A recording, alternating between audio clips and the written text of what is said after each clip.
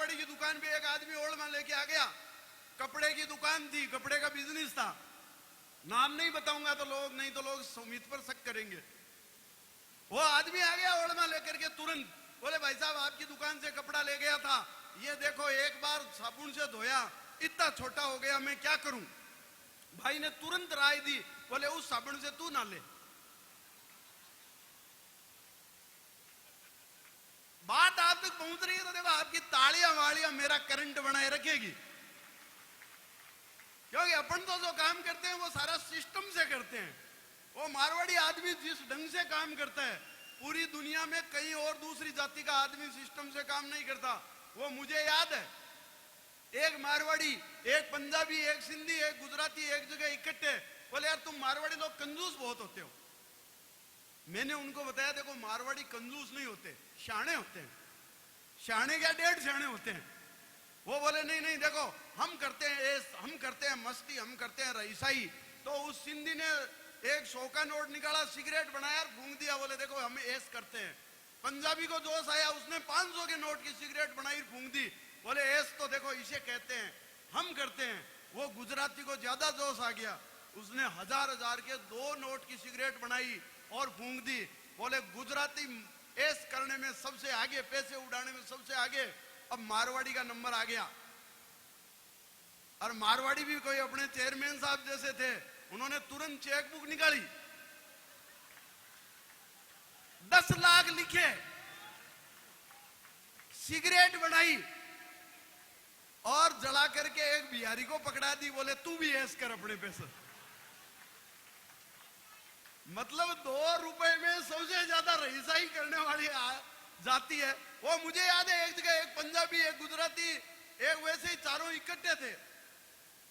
तो सिंधी ने सोचा यार ये मारवाड़ियों के आगे अपनी पेट नहीं बन रही है, कोई सिस्टम अपनाया जाए। तो वो एक बार एक शमशान घाट में एक गुजराती की डेथ हो गई, उसने कहा आज मौका है, आज सिस्टम अपनाते हैं। तो उसने क्या किया, जब डेड बॉडी रखी हुई थी वहां इकट्ठे होकर के कहा भाई देखो ये आदमी तो चला गया, अब इसके जिसके बकाया है रुपए, पता नहीं अपने को अगले जन्म में कब हिसाब चुकाना पड़े, इसका हिसाब तुरंत यही करो। तो भाई साहब वो एक पंजाबी के 10,000 बाकी थे, उसने 10,000 रुपए उस लाश के नीचे रख दिए, बोले अपना हिसाब नक्की।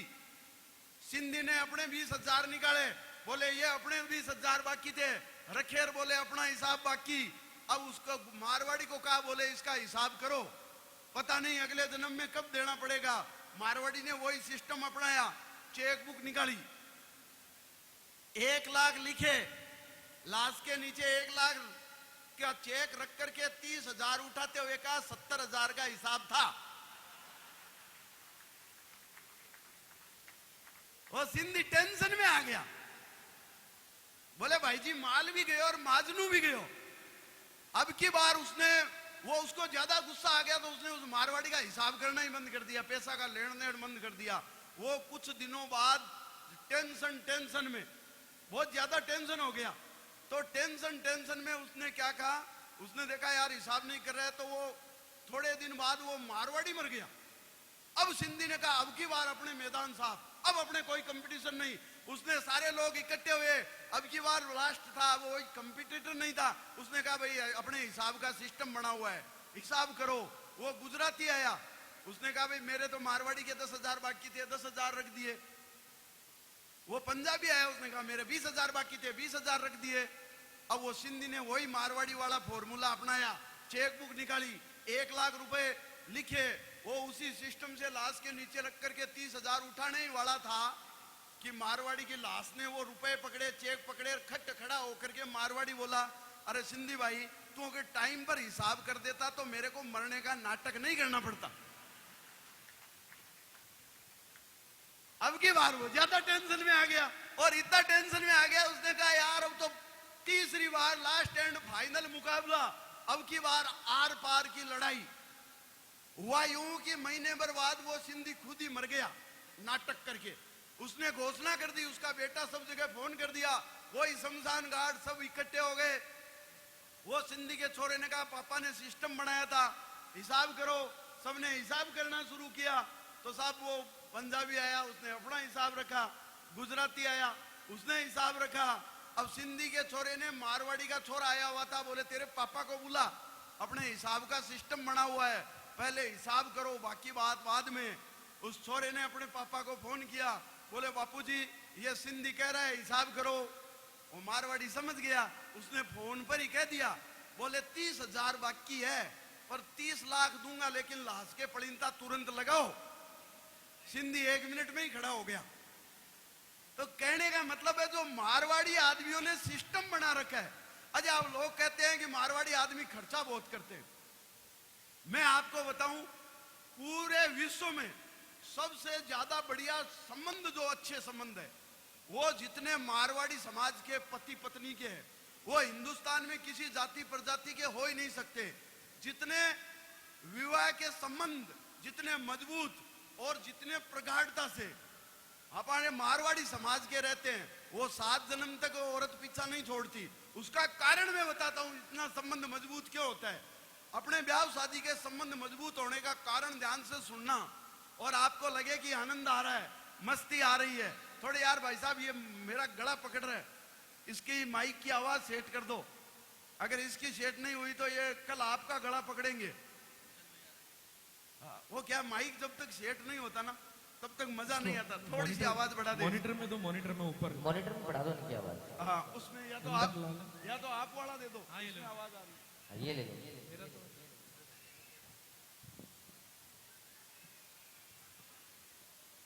नहीं, मारवाड़ी आदमी तो जहां फायदा दिखता है वही कर लेता है काम, और बीच में बोला और गया माइक।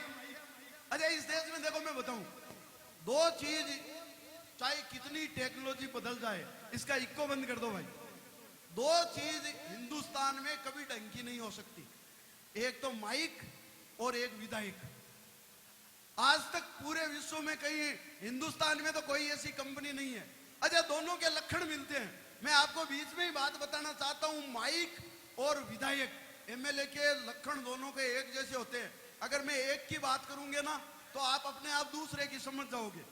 आप, मुझे पता है, हिंदुस्तान की सबसे बुद्धिमान कौम के सामने मैं छोटी सी बात से शुरू करना चाहता हूं।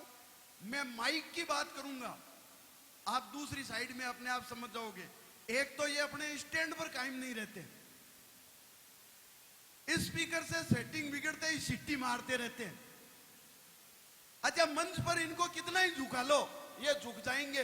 और पहले चाहे कितनी बार टेस्ट कर लो, एंड टाइम पर रुक जाएंगे, जैसे अभी रुक रहा है। अच्छा, एक और है, इनके बिना किसी भी स्टेज पर काम अटक सकता है, इसलिए हर स्टेज पर इनको आगे रखना पड़ता है। अच्छा, वैसे तो आप जानते हो कि ये किराए के मिलते हैं, माइक की कह रहा हूं मैं। अच्छा, वैसे तो आप जानते ही हो कि ये किराए के मिलते हैं, लाने ले जाने के पैसे भी अपनी जेब से ही लगते हैं। पर पैसे वाले लोग, समर्थ लोग कभी भी ये किराए के नहीं बपराते हैं, क्योंकि जो लोग MP3 और MP4 को होल्ड कर सकते हैं, वो लोग इन्हीं माइक को अफोर्ड कर सकते हैं। अच्छा, इनके सामने बोलने की हिम्मत बड़े बड़ों की नहीं होती, माइक की कह रहा हूं मैं। इनके सामने बोलने की बड़ों बड़ों की हिम्मत नहीं होती, पसीने छूट जाते हैं। ये तो हम ही लोग हैं जो चंद चांदी के टुकड़ों की खातिर इनको मुंह लगाते हैं, वरना इज्जतदार लोग तो इन्हें घर में भी नहीं बपराते हैं। शांति प्रिय लोगों को तो ये बोलते हुए भी नहीं सुहाते हैं। और आप इन पर कितने ही चीखो, कितने ही चिल्लाओ, ये आपके हो नहीं सकते। और इनके चलते लोग रात को घर में शांति से सो नहीं सकते।